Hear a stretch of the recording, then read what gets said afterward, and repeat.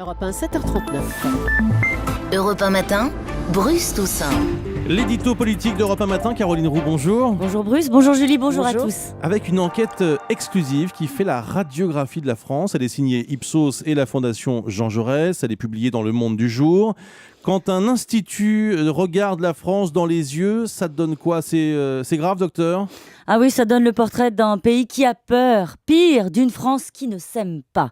L'avenir sombre. Un Français sur deux considère que le déclin est inéluctable. Les élites, tous pourris. Pour 8 Français sur 10, ils agissent dans leur intérêt personnel quand ils ne sont pas corrompus. Les médias d'ailleurs sont mis dans le même sac, hors des réalités et sous influence. Les autres, une menace, 78%, pour dire qu'on n'est jamais trop prudent quand on a affaire aux autres. Les étrangers, trop nombreux, pour 7 Français sur 10. L'islam, pas compatible avec les valeurs de la République, à 74%.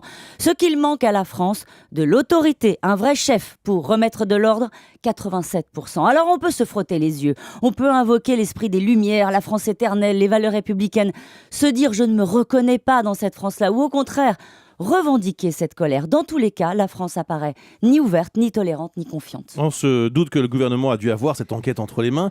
Il y a une réponse politique à cela ? Alors, s'il n'y a pas de réponse facile à la crise de confiance, il y a au moins un discours. Et ce discours, c'est toujours le même. La France ne va pas mal, elle est pessimiste.